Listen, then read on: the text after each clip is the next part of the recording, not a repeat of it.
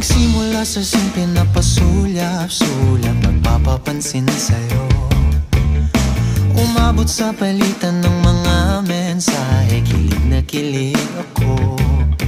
Kumusta, kain na, hello, magandang umaga. Ingat ka, pahinga, huwag kang masyadong magpupuyat pa. Naramdaman ng puso na dahan-dahan akong nahuhulog sa'yo. Sa kada araw natin na pag-uusap, meron nang